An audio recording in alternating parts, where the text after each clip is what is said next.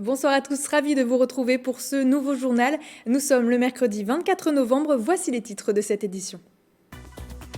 Samedi 20 novembre marquait la Journée internationale des droits de l'enfant. Adoptée en 1989 par l'ONU, la Convention fête ses 32 ans cette année. Où en est-on aujourd'hui? Le point dans ce journal. Dans le cadre de la 10e édition de la Semaine de l'Industrie, des étudiants de l'Estaca se sont rendus au Technocentre Renault de Guyancourt. Objectif pour ces futurs ingénieurs, découvrir la conception automobile.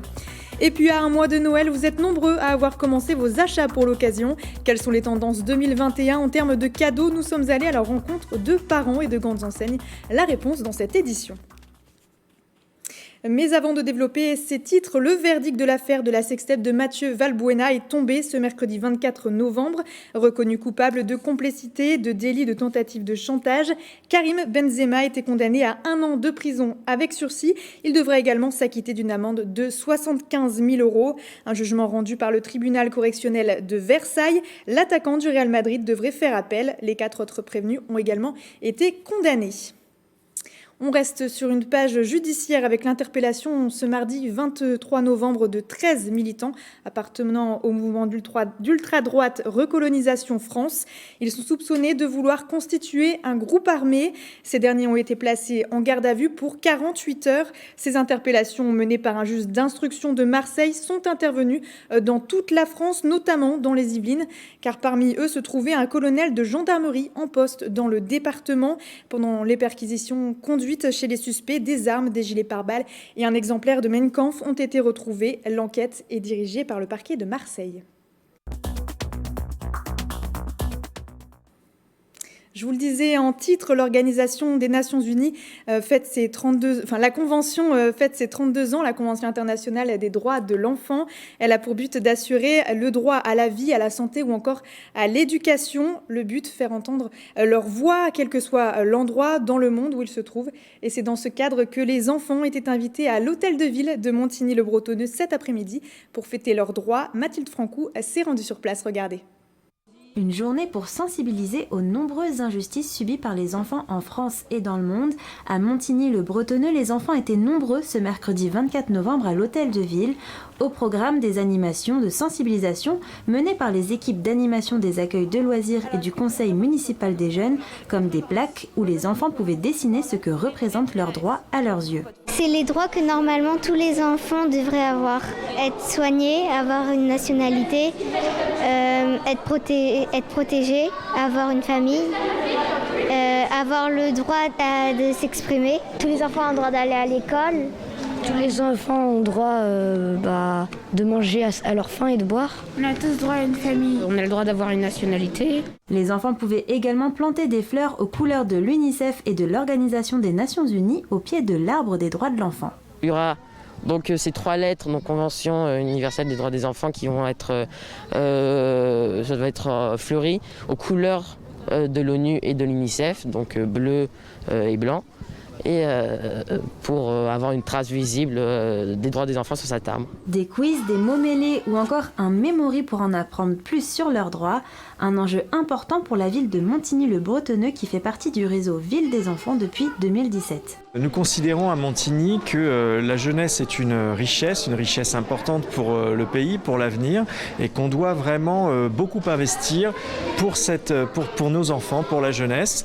Une journée des droits de l'enfant plus que jamais nécessaire. Selon l'UNICEF, la crise sanitaire fait peser des menaces sur la santé, la sécurité, le bien-être et l'avenir des enfants. Ces derniers ont vu leur quotidien bouleversé par le virus avec la fermeture des écoles, les différents confinements ou encore l'arrêt des activités physiques ou de loisirs. Des faits qui vont creuser davantage encore des inégalités existantes. Et pour continuer sur le sujet, Philippe Jonnécan, vous êtes avec nous, bonsoir. Bonsoir. Vous êtes chargé de l'engagement jeune pour UNICEF Yvelines. Je le rappelle, samedi 20 novembre marquait la journée internationale des droits de l'enfant. Est-ce que déjà on peut revenir sur cette journée dans les Yvelines? Comment ça s'est passé? Alors dans les Yvelines, ça s'est passé dans plusieurs communes et d'autant que c'est une multiplication d'actualités pour l'UNICEF 78 et pour toutes les délégations départementales de l'UNICEF parce que c'est la signature des conventions ville amie des enfants. Qu'est-ce que ça veut dire une ville amie des enfants? Ce sont des villes qui signent un accord, une convention avec l'UNICEF de façon à permettre aux enfants de mieux vivre dans les villes, de mettre en place des actions spécialement à destination des jeunes, mais également ces villes nous aident à travers des forums, si vous voulez, participatifs, à faire mieux comprendre les droits des enfants, à mieux les faire admettre par la population, à ce qu'ils prennent véritablement corps. Et c'est une nécessité absolue parce que on peut se dire en 2021, ça fait 32 ans que cette Convention internationale des droits de l'enfant qui a été adoptée, je vous le rappelle, à l'unanimité de tous les pays membres de l'ONU. Cette convention a une force de loi en théorie dans tous ces pays qui l'ont ratifiée. La France l'a ratifiée et dans tous les textes de loi, la convention est prise en compte. Donc, c'est très important de rappeler qu'elle existe parce que tous les jours, il y a des exemples de situations dans lesquelles la Convention n'est pas appliquée. Les enfants restent vulnérables, tant au plan santé, au plan nutritionnel, au plan éducatif, bien évidemment. Et puis, il y a un droit important qui a été mentionné par un enfant dans votre reportage à Montigny. C'est un droit, je dirais, essentiel, mais on l'oublie, c'est le droit à l'identité. Sans identité, vous n'existez pas, un enfant n'existe pas. Aujourd'hui, dans le monde, il y a 230 millions d'enfants qui n'ont pas d'identité officielle, qui n'existent pas au vu de leur pays. Donc, ils ne peuvent pas, en théorie, sortir de leur pays, ils ne peuvent pas avoir de carte d'identité, ils ne peuvent pas avoir de passeport, encore moins, ils ne peuvent pas passer d'examen parce que lorsque l'on passe un examen, au bord de la table, on a un justificatif de son identité qui doit être présenté. Ces enfants ne peuvent pas passer des examens, donc sont exclus de l'éducation, d'une éducation un petit peu plus poussée encore à l'école primaire jusqu'au certificat d'études. On peut suivre relativement, mais bon, après, on est totalement bloqué. Ils ne peuvent pas se faire suivre à l'hôpital non plus, avec des systèmes de santé qui permettraient de leur venir en aide gratuitement ou à moindre coût pour leurs parents. Donc, c'est un droit qui est tout à fait essentiel. C'est ce que Robert Badinter appelait les enfants fantômes. On a découvert cette appellation, cette situation, la mise en avant dans les années 80, mais elle perdure. Je vous dis aujourd'hui encore, 230 millions d'enfants n'ont pas d'identité officielle. Des enfants, c'est des jeunes qui, jusqu'à 18 ans, selon la Convention internationale des droits de l'enfant, et il faut se battre. Et aujourd'hui, il y a 1 milliard de personnes sur Terre, enfants et adultes, qui n'ont pas d'identité officielle. Donc les enfants sont fragiles, il faut les protéger, c'est notre avenir. Vous parliez de la Convention, justement. Est-ce que vous pouvez nous expliquer en quoi cette Convention, quelle est sa force juridique en fait ?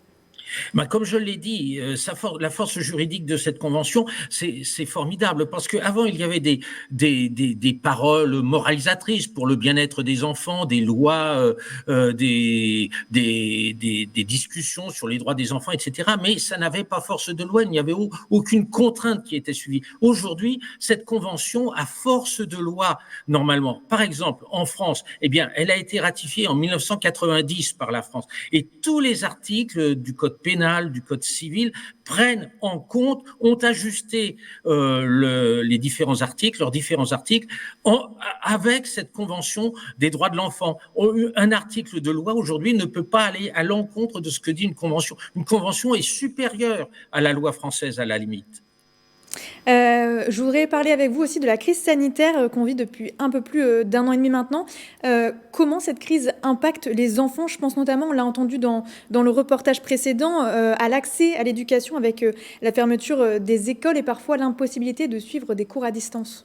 Alors, bien évidemment, mais cela creuse le fossé finalement entre les enfants favorisés et les enfants plus vulnérables. Alors, en France, on a vu des enfants qui n'ont pas d'ordinateur, qui ne pouvaient pas suivre leur scolarité pendant la crise sanitaire, alors que les écoles étaient fermées. Donc, il y a des jeunes ambassadeurs, l'UNICEF s'est mobilisé, entre autres avec d'autres associations, pour venir en aide à ces enfants, leur apporter par téléphone, avoir un contact avec ces enfants, leur envoyer des écritures, des textes à lire, etc., de façon à ce qu'ils ne perdent pas l'école. Parce que lorsqu'un enfant perd l'école, lorsqu'il se déscolarise, c'est très dur de raccrocher pour certains. Les plus vulnérables ont beaucoup de mal à raccrocher après à l'action éducative. La déscolarisation est présente en France. Alors, je ne vous parle pas dans les pays pauvres, où alors là, les moyens Internet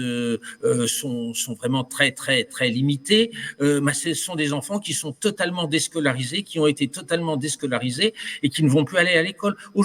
Actuellement, en 2020, l'UNICEF estime qu'il y a 63 millions d'enfants dans le monde qui ne vont pas à l'école, qui ne peuvent pas aller à l'école, qui ne vont pas à l'école, plutôt qui ne vont pas à l'école. Mais demain, vu la crise, vu l'arrêt, le coup d'arrêt à l'éducation pour certains enfants, vu la crise sanitaire qui perdure et qui reprend en Occident, eh bien, on estime qu'un nombre encore croissant d'enfants va être déscolarisé et c'est terrible parce que l'éducation est à la base de tout pour permettre aux enfants de grandir et de s'épanouir.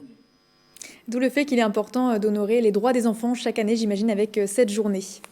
Absolument, donc c'est très important. Le 20 novembre marque, c'est une date historique dans l'histoire du droit des enfants. Puis cette année, ça marque également les 75 ans de l'UNICEF. L'UNICEF, c'est le Fonds des Nations Unies pour l'enfance. C'est un fonds qui a été créé en 1946, au lendemain de la Deuxième Guerre mondiale, de façon à venir en aide aux pays dévastés par cette guerre, de permettre aux enfants de se reconstruire en quelque sorte. Alors, comment s'est passé dans les Yvelines cette célébration de la convention des 32 ans de la Convention internationale des droits de l'enfant?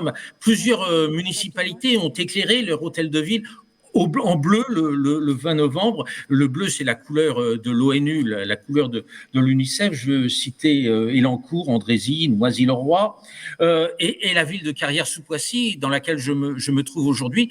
Carrières-sous-Poissy qui va dans quelques minutes signer avec Michel Ménella, notre présidente, une nouvelle charte Ville amie des enfants, tout comme l'ont signé déjà Versailles, Montigny, Guyancourt, Bène, et comme vont le faire dans quelques semaines, voire dans les tout prochains mois, Aubergenville, Noisy, Noisy-le-Roi, Maurepoix, Rambouillet, Marly, Conflans-Sainte-Honorine. Conflans-Sainte-Honorine, ça sera le 10 décembre. Actuellement, sur les Yvelines, et c'est assez extraordinaire, nous sommes l'un des départements les plus enclins avec le système Ville amie des enfants. Il y aura 14 villes qui vont être Ville amie des enfants dans quelques semaines, et c'est formidable pour promouvoir les actions de l'UNICEF, pour promouvoir les marchés de Noël, les stands, parce que nous, en France, on fait connaître, c'est du plaidoyer pour la Convention internationale des droits de l'enfant, mais c'est aussi une démarche de collecte, de collecte d'argent, de façon à permettre à l'UNICEF de remplir ses missions sur le terrain dans des pays où la situation est beaucoup plus tragique, beaucoup plus dramatique qu'en France. Merci beaucoup Philippe Journécon d'avoir été avec nous ce soir. Je le rappelle, vous êtes chargé de l'engagement jeune pour UNICEF Yvelines. Merci beaucoup. C'est moi qui vous remercie, Justine. Merci. Nous sommes en pleine semaine de l'industrie, une 10e édition qui se tient du 22 au 28 novembre 2021.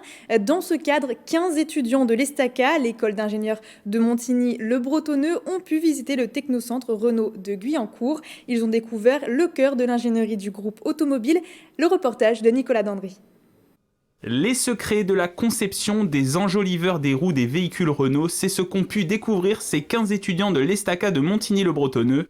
Ces futurs ingénieurs dans l'automobile ont reçu des explications d'Anthony Zamanifari, pilote composant enjoliveur. L'objectif, c'était aussi un peu de leur montrer qu'est-ce que l'ingénierie automobile et comment nous on l'apercevait dans notre domaine. On est dans un très grand groupe et donc c'est très important d'être organisé. Et le fait d'être organisé nous permet d'être plus efficace.